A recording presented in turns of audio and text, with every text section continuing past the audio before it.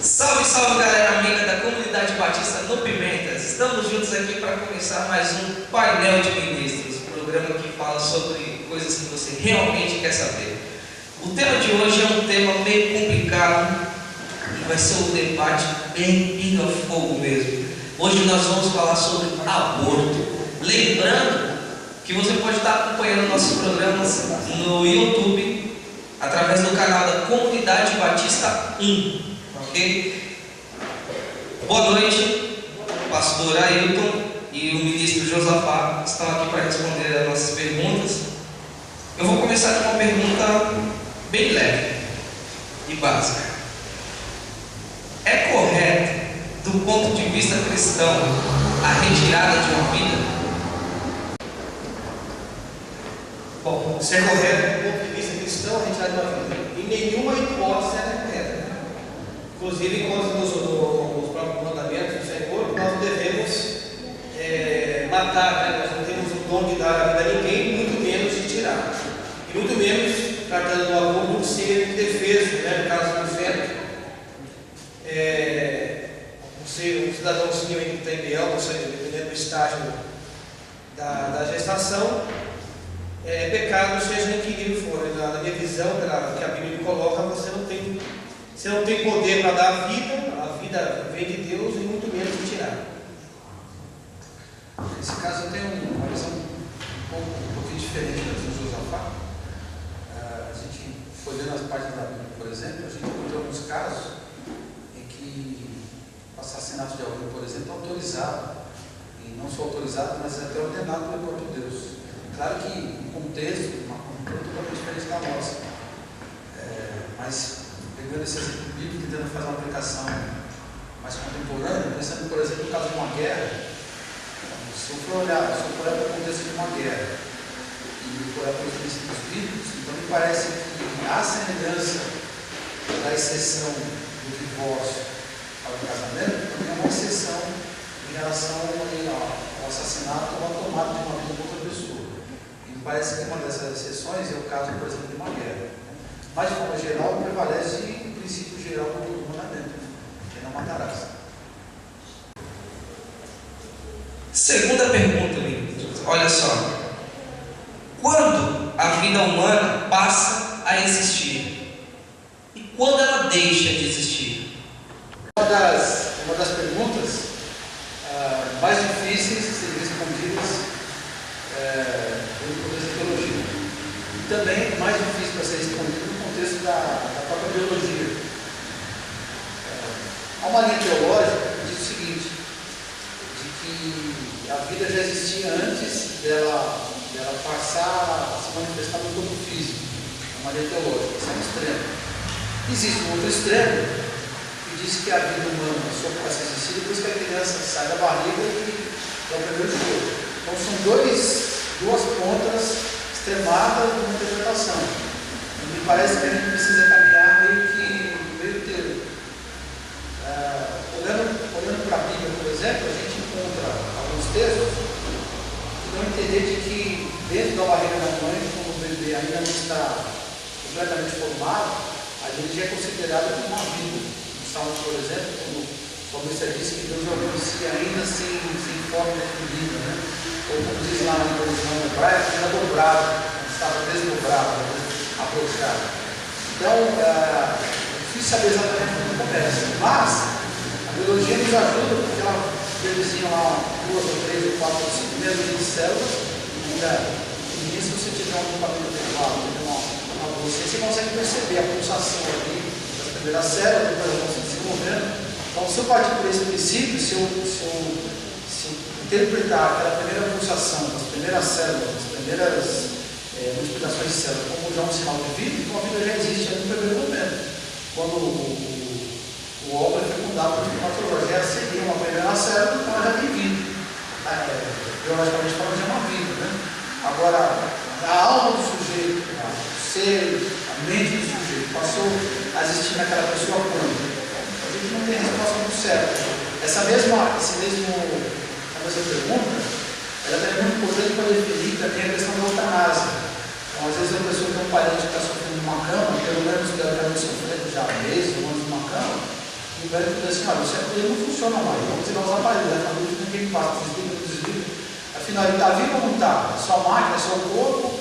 Então, a gente não sabe exatamente, mas o consenso o lugar mais comum desses dois extremos, dentro da teologia cristã, é de que, havendo um feto, um bebê, ali na barriga já existe vida, havendo ali o primeiro óvulo fecundado, já é a primeira célula, ainda que não tenha ocorrido a primeira multiplicação ainda, aquele tempo mínimo que existe na fecundação e a primeira multiplicação de células com o tempo mínimo, ali já existe uma vida. Então, o princípio seria isso. Levando em consideração essa resposta do pastor Ailton, eu gostaria de fazer uma pergunta aqui para o ministro Josafá. Na verdade, são duas perguntas em uma. Né? A primeira é o seguinte: a pílula no dia seguinte, ela pode ser considerada uma forma de aborto? Que, considerando a resposta do pastor Ailton, a partir da primeira célula já se pode detectar uma vida. E a segunda pergunta que vai entrar nessa aqui: os fetos acéfalos, aqueles que nascem sem a massa encefálica completa ou sem a massa, que ele não vai ter uma vida natural, podem ser abordados sem que seja cometido um tipo de pecado? Bom, a questão da pílula do dia seguinte, eu creio, do meu ponto de vista, que é um pecado, que é algo abortivo, porque você está tomando uma medida de, caso esteja ou não grávida, vou tomar uma atitude de me precaver. Então, quer dizer, se tem ali, já houve um processo da multiplicação das células, enfim, a formação de um bebê, de uma nova vida, não sabe. Então, nessa questão de não saber, a pessoa vai saber, então vou tomar pelo dia seguinte, caso esteja, ela vai interromper. Ela não deixa de ser pecado. Só é a questão que eu não tinha a consciência se tinha formado ou não. Então, não sei dizer para você em que momento, mas para mim, parece ter um paradoxo para responder, mas eu creio que a atitude está mais na atitude em si, tomar a pílula. Não existe um planejamento familiar, por exemplo, se a pessoa tivesse planejado e existem formas mais sadias de você evitar o filho. Aí, no caso, na dúvida, a pessoa tomou a pílula no dia seguinte, porque caso esteja grávida, aí essa pílula no dia seguinte ela pode interromper. Não tenho informações muito precisas acerca dessa pílula no dia seguinte. E essa pergunta que você me fez a segunda, eu confesso que você não sei responder se há uma questão de pecado ou não. Porque a essas tolerâncias dos acéfalos, que no caso seria o feto que nasce sem a massa encefálica ou parte da massa encefálica, e ele não vai ter uma vida natural, uma vida normal. Ele não vai ter reação, ele vai ter uma vida vegetativa. Então, existe o caso de querer interromper essa gravidez. Quando se descobre que esse feto seria acéfalo, se seria um pecado ou não, mesmo sabendo que ele não terá uma vida natural. Eu nunca no caso dos acéfalos, eu vejo um caso um pouco diferente do feto normal. Uma criança normal que está na barriga da mãe. Então, duas mulheres estão grávidas, vão fazer os exames pré-natais, né? E aí descobrem que o bebê está normal, está se desenvolvendo algumas semanas, alguns meses, e o outro não tem cérebro, por exemplo, ou pelo menos não tem boa parte do cérebro, não funciona. Para quem conhece um pouco mais profundamente de biologia, sabe que é possível um pedaço de carne orgânica ela pulsar e ela secar, está quente, está viva, sem necessariamente estar ligado ao corpo. Então, é possível isso na biologia. Então, se você pegar uma criança que não tem cérebro, partindo do pressuposto de que a mente funciona, se manifesta no mundo através de uma parte física, que é o cérebro, então não existe uma mente, não existe um ser naquele pedaço de carne, vamos dizer assim. Agora, a criança está na barriga da mãe, que é um feto, mas já tem o cérebro, então a gente parte do pressuposto que já é uma alma constituída naquele corpo, junto com o corpo, já tem um cérebro de formação, e uma mente que está começando a se enraizar naquele cérebro para se manifestar no mundo. Então são dois casos parecem diferentes. Se eu tivesse que fazer uma decisão entre duas crianças, as duas precisam ser abortadas por seja por que razão for, mas uma delas é acéfala e outra não, aquela aparentemente normal, essa seria eminentemente contra o aborto dela. Aquela que não tem o cérebro seria totalmente a favor do aborto daquela criança. Daquele corpo, vamos dizer assim, porque não vejo como sendo um ser constituído. É como você pegar uma parte do seu corpo, por exemplo, e ainda viva, e você preservar mecanicamente através de medicamento, através de um tratamento bioquímico, preservar a vida daquele corpo sem estar vivo, entendeu? Então, o problema é que a gente parte do pressuposto que começou numa barriga, mas e se tivesse nascido, depois você tirar uma parte do seu corpo e preservasse ele vivo, de alguma maneira? Aquele pedaço, o seu braço que você cortou, e através de um tratamento bioquímico, ele continua com características vivas, biológicas. Aquilo faz parte do seu ser? É você? É uma pessoa? Não, é uma parte do seu corpo, mas está vivo, está pulsando, assim, mas não é um ser que está ali. Então, se a criança não tem cérebro, então não tem mente. Se não tem mente, parte do pressuposto que ali a natureza, de alguma maneira, privou aquela criança, aquele cérebro, que na verdade, aí nesse caso sim, é um pedaço, uma massa biológica, mas destituída de humanidade, que é diferente de uma criança normal, que pode ter algumas horas de vida, mas está normal, está pulsando como um todo, então já é um ser espiritual, um ser que está ali. Então, no caso da pílula seguinte, normalmente ela é usada, sei que há exceções, mas normalmente é usada quando tem violência sexual. A mulher vai para o hospital, para que não corra o risco de gravidade, uma gravidez que não planejou, evidentemente, ela dá a pílula seguinte, ela dá a pílula do dia seguinte. Né?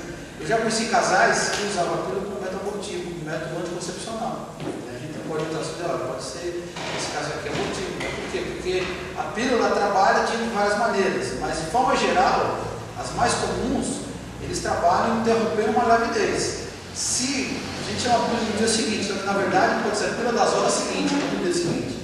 Então a mulher, por exemplo, foi violentada, estava num lugar qualquer, um estrangeiro violentou uma mulher, ela estava no período fértil, vai para o hospital, faz ali alguns exames, não tem como provar uma gravidez, questão de horas, então ela toma. De repente, aquela pílula que ela tomou, na verdade, vai impedir, vai trabalhar com um monte de conceptivo. Então ela estava grávida, mas como faz algumas poucas horas que ela teve a relação sexual, ainda não foi fecundada. Então a pílula pode entrar, porque na verdade, nesse caso, interrompendo uma fecundação. Seria um método anticoncepcional. Mas isso quando é feito em poucas horas. Mas normalmente, quando eu usava a pílula, como se passou poucas horas mesmo, é do dia seguinte ao dia seguinte, que já não faz o mínimo efeito. Mesmo assim, as pessoas tomam como método anticoncepcional, eu estava namorando, sei que uma pessoa, algum problema, o preservativo estourou, aí demorou um dia ou dois, porque desesperado não é pílula. Nesse caso aí, se houve uma gravidez, ela já foi consumada a gravidez. Então, nesse caso, esse seria abortivo. Então, eu vou aproveitar o gancho da pílula seguinte e sobre o estupro e a gravidez para fazer essa quarta pergunta aqui. Olha só, o aborto realizado por conta de gravidez de risco para a mãe ou provocada por um estupro, ela é aceitável do ponto de vista cristão e ético? A básica da sobrevivência. Se não me engano, se eu tiver errado ali, depois eu vou me corrigindo, mas, por exemplo, as pessoas que trabalham com salvamento, um bombeiro, por exemplo, guarda-mar, essas coisas, eles têm um princípio. Se eu sou um bombeiro, se eu sou salva-vidas, beira de uma praia, eu vejo duas pessoas se afogando, tem uma pessoa mais velha e uma mais nova, e por alguma razão, se eu posso tirar uma de cada vez, essas pessoas trabalham com o princípio da prioridade da vida. Quem tem mais tempo de vida? No caso, é a pessoa mais nova. Se tem uma pessoa de idade, 40, 50 anos se afogando do lado dela, uma criança de 10, 11, 15 anos, ele vai salvar o primeiro mais novo. Porque a prioridade de vida é para quem tem mais perspectiva de vida, e até agora no sentido social, a sociedade interpreta assim: qual dos dois tem mais condições de produzir mais para a sociedade, por mais tempo? O que já está um tempo vivendo e produziu, aquele que tem mais tempo de vida. Então eles vão por essa lógica, eles trabalham por essa lógica. Claro que, eu vou salvar os dois, evidentemente, que o bombeiro vai querer salvar os dois, né? Nesse caso da gravidez, por exemplo, de risco para a mãe, a questão é o seguinte: normalmente se coloca o foco em cima da mãe. Essa mãe que ela pode morrer se ela tivesse bebê.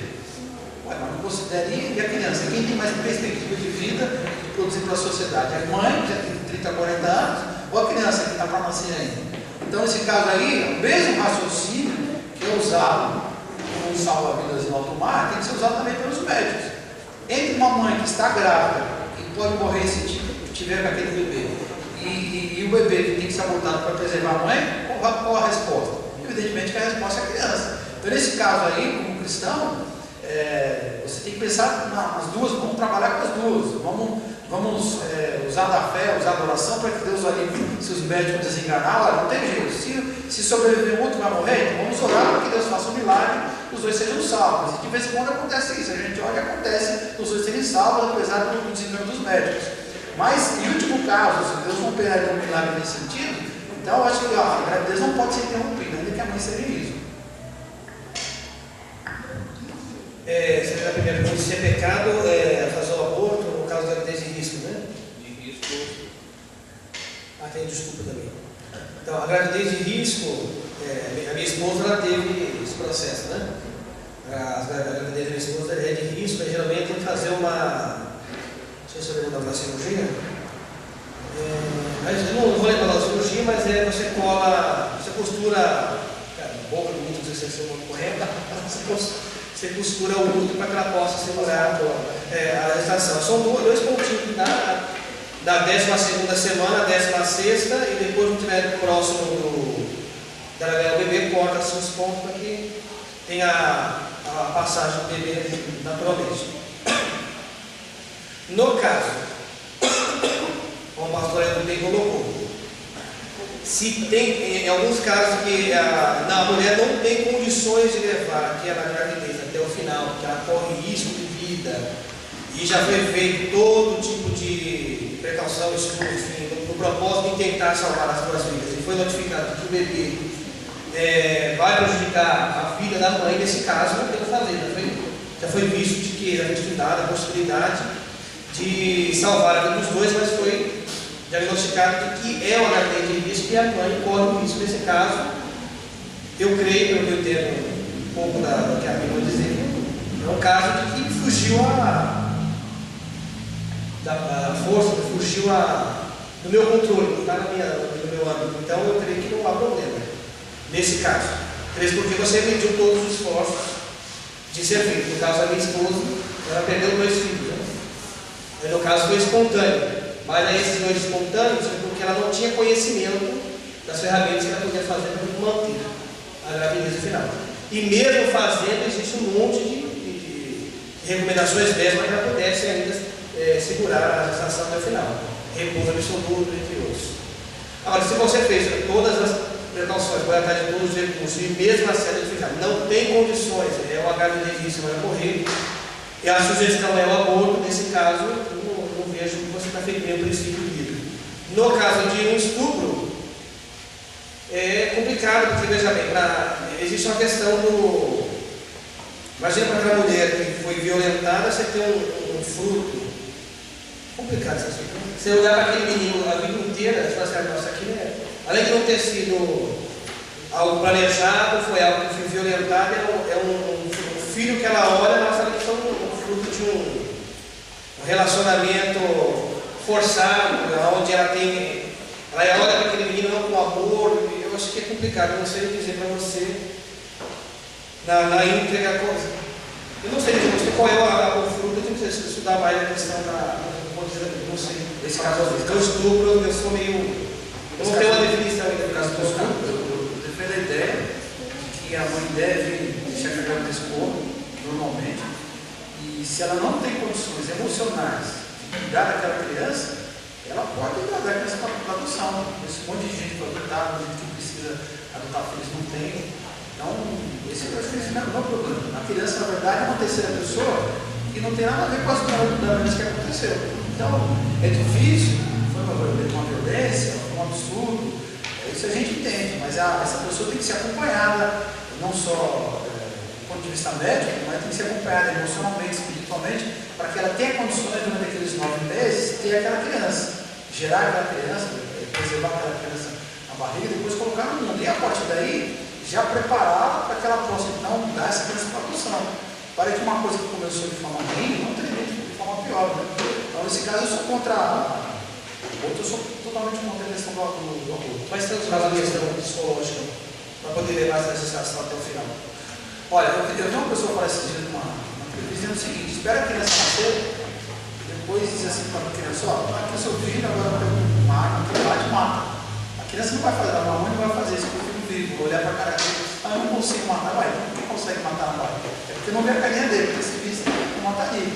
Então, eu sei que passou por uma dor, é difícil, mas a maternidade é uma coisa tão intensa na mulher, tão forte, que eu acredito que o próprio instinto materno vai falar mais alto do que aquela mágoa, o ressentimento, a dor que ela sentiu do violentador. E aí, nesse caso, então, lançando mão da fé, ela tem ferramentas, tem mecanismos para efetivamente perdoar o que aconteceu com ela, perdoar a pessoa que a machucou, que a feriu, que engravidou, fez com que ela tivesse aquele bebê, e mais ainda, não transferir essa mágoa que ela já perdoou para criança que nasceu, não tem nada a ver com isso. Então, é até comum também pessoas que tomam essa atitude: não, fui violentada, fiquei grávida, não queria, mas resolvi esperar o bebê nascer para depois dar para adoção. É comum, depois que o bebê nasce, a pessoa não consegue dar para adoção. Às vezes acaba amando mais do que em outras circunstâncias. Então, se não consegue, houve uma desgraça, houve uma fatalidade, então não faz sentido a gente tentar corrigir um erro com o outro, corrigir uma violência com o outro, que assassinar uma criança. Espera nascer a adoção, se não consegue ter. Agora eu vou entrar no mérito do livre-arbítrio, né? Aí vem aquela pergunta assim: a mulher, ela sendo livre, dona de sua própria vida, entre aspas, né? E tendo o direito ao livre-arbítrio, ela não tem direito de aborto? Qualquer ser humano tem direito de fazer o que quiser com a sua vida. Eu posso fazer uma tatuagem aqui com uma caveira aqui no meu ombro, escrever amor sobre mãe, eu posso botar um piercing no meu nariz, eu posso fazer o que eu quiser, é meu direito, né? Fica à vontade. Se eu quiser raspar meu cabelo careca, ou deixar metade raspado e metade pintada de verde, não é meu. Eu posso fazer o que eu quiser com o meu corpo, mas mesmo assim existem limites. Se eu, por exemplo, quiser cometer um suicídio, eu posso ser preso, posso ser processado. O pessoal sabe disso, né? Se eu quiser pular do viaduto, a polícia vai lá, os bombeiros vão lá, vão tentar me salvar. E vão tentar me acompanhar, ver o problema emocional que eu tive, vão tentar me ajudar. Mas depois que isso for feito, com certeza eu vou ser processado, porque eu estou tentando a minha vida. Porque a lei brasileira não permite para a vida de ninguém, nem que seja minha. O problema é que o bebê que está na barriga de uma mulher não é parte do corpo dela. Ela não está tirando um apêndice, não está tirando uma parte do estômago, falecimento do estômago, não está cortando o cabelo, não é parte do corpo dela, é outra vida. Aquela vida vive independente. Se você tirar o bebê, depende das circunstâncias que o bebê tiver, bem prematuro mesmo, e se você tiver algum tipo de acompanhamento adequado, você pode preservar o bebê em vida, ainda não formado, fora da barriga da mãe, porque é uma vida independente. Se fosse parte do corpo dela, morreria. Se eu corto metade do meu braço, deixo lá no lugar qualquer sem atendimento, ele morre, ele apodrece e morre, porque não tem vida em si mesmo. Mas se você tirar um bebê que está vivo e der condições de sobrevivência, ele sobrevive, não mesmo sendo prematuro. Então a mulher pode fazer o que quiser com o corpo dela. Eu acho engraçado essa slogan, essa frase, né, do pessoal que defende aborto, e a frase mais comum é essa, né? Nós temos direito a fazer o que a gente quiser com o nosso corpo. Mas o corpo de vocês eu concordo, faz o que vocês quiserem. Só que o bebê é o corpo que pertence a vocês. É de outra pessoa que está lá dentro, né? Que por sorte, por azar, está na barriga. Mas não é você. Essa a pergunta? Na realidade, a vida que nós temos, como você mesmo perguntou, né, entre aspas, né? Nós que somos cristãos temos a consciência de que a vida que temos não é nossa, né? A vida que nós temos foi dada por Deus, e como um ser que foi feito à imagem e semelhança de Deus, nós temos poder de tomar decisões. E entre elas, nós que somos pecadores, algumas decisões certas e outras erradas. Só que as decisões erradas, elas vão atingir o seu... ela vai atingir a sua... Como diz a palavra? Eu tomei uma decisão, ela vai atingir o seu estágio, enfim. Tem uma consequência daquilo. Então, o propósito de Deus, aquele que conhece a palavra de Deus, é que, como o pastor aí colocou, sabendo que a vida que eu tenho é minha, e uma mulher que está gerando vai gerar um filho, tem dentro de si uma outra vida que também não é dela, não tem como tomar uma decisão, você não tem como responder por ele. Então, a partir desse pressuposto, por uma questão até moral, que nem o pastor me colocou um exemplo aqui, o bebê, acho que se não me engano, é o Senhor Malafaia que usa esse exemplo. Então, quando o bebê nascer, pega a corrente e mata, né? Então, partindo dessa ideia da questão moral, então, o mal que eu não quero para mim, eu não desejo para os outros, tem que ser para a criança. Então, eu creio que esse livre-arbítrio seria usado para fazer uma coisa que é errada, que não glorifica a Deus, não honra a própria vida, enfim. Então, eu creio que esse livre-arbítrio estaria sendo usado para poder fazer o que é errado e justificar os seus meios, né? Então, os filhos, no caso, seria a vida que Deus deu para glória do próprio Deus. Pois é, então, acabou de chegar algumas perguntas aqui da galera que está acompanhando o debate ao vivo, certo? Olha só, vocês estão prontos para responder essas perguntas aqui? Então, é o seguinte, eu tenho 1, 2, 3, 4, 5 perguntas, mas tem 2 aqui que dá para fazer em uma só, certo? Primeira, a vida se dá na consciência de si e do mundo? Essa é uma pergunta. No caso da criança, do aborto, se ele pode definir que ali há vida quando ela somente tem consciência de que existe e de que o mundo existe ao seu redor. E a outra pergunta é: o que é vida, na verdade? É o óvulo fecundado ou a presença do cérebro? E tem outra pergunta que ela também vai englobar tudo isso aqui, olha só, hein? Qual a diferença de abortar um feto sem o cérebro, no caso a céfalo, que a gente comentou, e abortar uma com deficiência mental? Os dois são pecado, já que ambos não utilizam ou não têm mente, certo? E também não ficou muito claro a parte de quando há vida, até ficou claro, mas a parte de quando não existe mais a vida.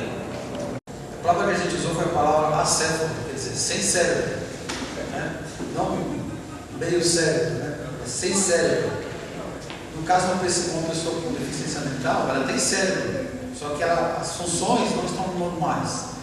E no caso, quando uma pessoa que já nasceu, está viva, sofre um acidente, às vezes um pedaço pequeno do cérebro é arrancado. A gente tem alguns casos de pessoas famosas que sofreram acidente, né? Osmar Santos, por exemplo, né? Ele deu um pedaço de massa cefálica, continua vivo, é um ser humano, só que não funciona bem, porque falta um pedaço do cérebro e algumas funções foram debilitadas. No caso de uma pessoa que tem problema mental, ela nasce com cérebro, nasce sem cérebro, mas ela tem uma disfunção, muitas vezes não é nem cerebral, é neurológico, envolvendo todo o sistema nervoso. Mas vamos partir do pressuposto que seja um problema cerebral e má formação, uma parte do cérebro não se formou. O resto sim, continua tendo cérebro, continua sendo céfalo, não acéfalo.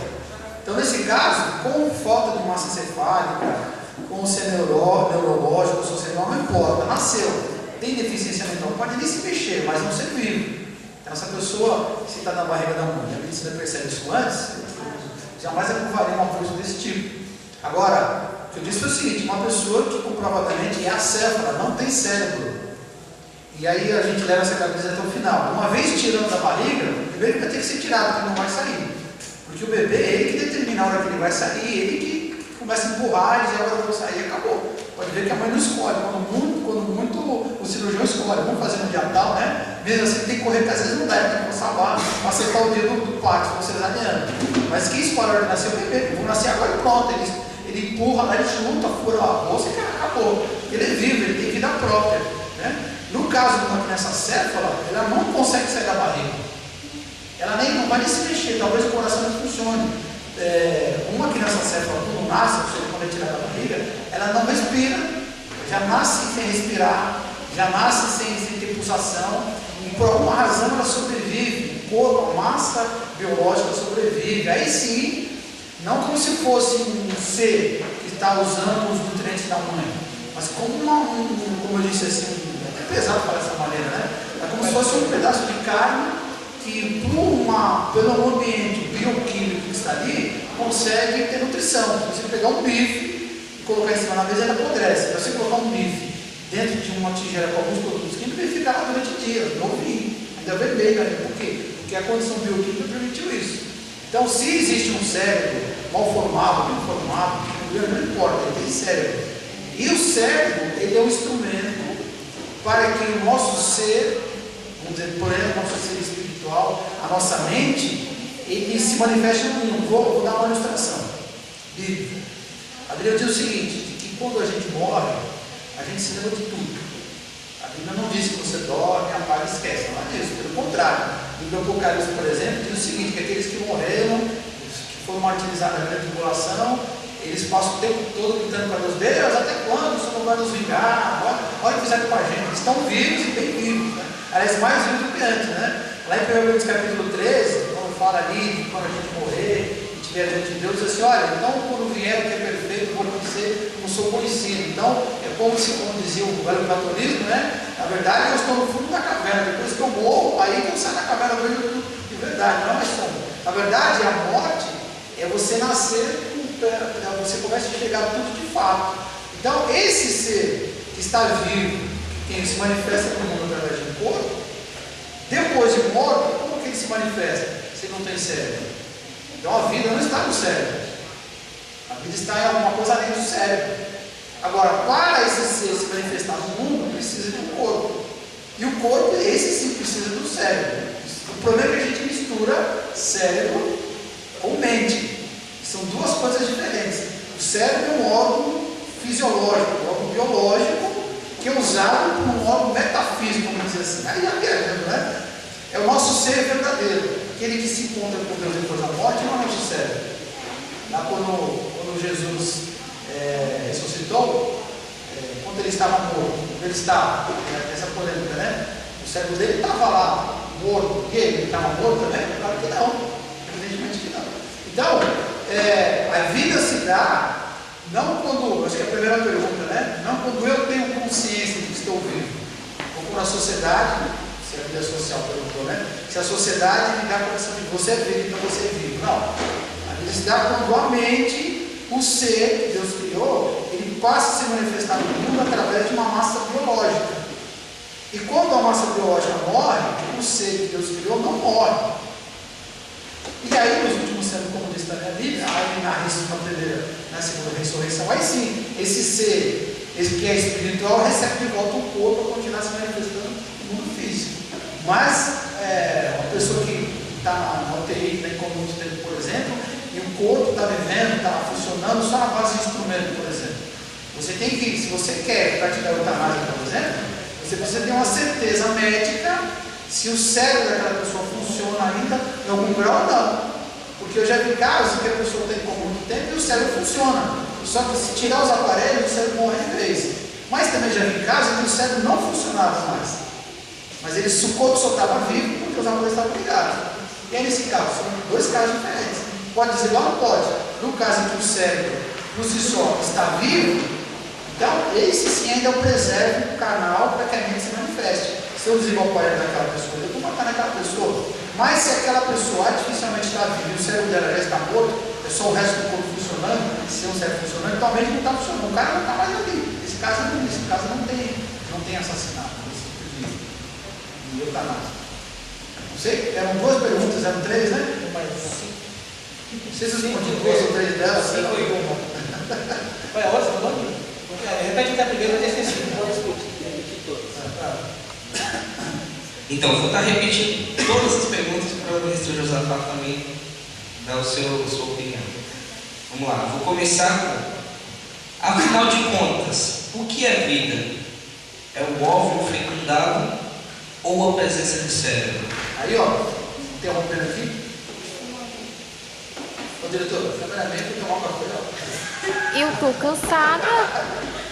Voltando à primeira pergunta aqui, O que é vida? o que é vida? O óvulo fecundado? Não. A partir do momento que o óvulo foi fecundado, já existe ali um ser biológico, um corpo biológico, e aí informação evidentemente, mas capaz de ser um instrumento de manifestação de um ser espiritual, de uma mente espiritual. Que só precisa de tempo para crescer e se manifestar de forma efetiva, mas já se manifesta no mundo. Tanto fizemos o exame, você vai ver lá o óvulo pulsando, na vida, já está se manifestando no mundo. Você pode chamar de fôlego de vida, eu prefiro chamar de mente, né? Mente. É o processo que está contínuo, né? Mas a vida é vida, é vida. Assim como qualquer vez? Você tem mente? Então, o embrião, ele está em formação. Mas a vida. Mas como você sabe se tem cérebro ou não? Biológico, como Mas ele tem pulsação ali, aquela primeira célula, ela vai dar origem a todos os sistemas do corpo. Um deles o sistema. o acéfalo e o embrião. Então, o problema é que a gente não sabe qual que é o acéfalo e qual que não é. E o diagnóstico de acefalia só vem depois que a criança está desenvolvida. A criança ela se desenvolve durante um tempo curto. A maior parte do tempo ela não se desenvolve, ela só cresce, ela só cria forças, né? Ou ela amadurece as partes que foram já criadas. Então, se você olhar um óvulo, por exemplo, é uma bolinha fecundada. Se você olhar daqui a algumas horas, já são não é mais uma bolinha, é uma pancada de bolinhas que se multiplicaram, suas células se multiplicando. Com o passar do tempo, cada uma daquelas células vão se, como diz a Bíblia, vão se especializando. Uma se especializa no sistema nervoso, outra no sistema tal, vão separando. E aí você não sabe qual delas vai dar origem, por exemplo, ao cérebro. Então tem vida pulsando ali. Mas ela vai se manifestar de que maneira? Através de um cérebro. Mas como você não sabe qual vai ser a célula e qual não vai, você tem que preservar. Se na minha família tem um monte de gente que teve acefalia e eu estou com medo, fiquei grávida, vou matar ou não? Você só tem uma opção nesse caso aí. Esperar aquela célula se desenvolver até você poder fazer um ultrassom e perceber se tem as partes formadas. Aí você poder ter uma decisão. Entendeu? Não é fácil. Acho que só através do pré-natal, depois da formação do bebê, que tem o acompanhamento, que a mãe vai poder ter esse diagnóstico de que o bebê tem ou não o cérebro. Mas até então, onde houve o processo do embrião, há uma vida, um processo de formação. Pelo menos uma vida. Aí entra aquela pergunta que foi feita no dia seguinte, pecado ou não? Eu creio que como nós não sabemos em que momento foi ou não fecundado aquele óvulo, creemos que a intenção está o problema está na intenção da mulher que tomou. No caso, quando é estupro. Então eu estou com problema, eu não tinha vizinha, vou tomar, porque se tiver, como não sabe, vai dar, eu não tinha consciência que estava. Mas a atitude dela parte de uma consciência que se eu estiver, eu estou dando fim. Agora só Deus vai saber se aquela cena também. Mas só a motivação dela é pecaminosa, o interesse. Bem, galera, o assunto de hoje é muito abrangente, tem muita pergunta para a gente continuar, então a gente vai encerrar ele hoje e dar continuidade na semana que vem, no próximo programa. Lembrando que vocês podem estar mandando mais perguntas sobre o tema aborto, que vai ser debatido também, aliás, será debatido na semana que vem também. E você pode estar enviando suas perguntas para mktcbp@hotmail.com, que é o nosso e-mail que a gente vai estar resgatando essas perguntas e fazendo aqui para os ministros, tá certo? E você pode estar acompanhando semanalmente pelo www.youtube.com Comunidade Batista 1. Até semana que vem.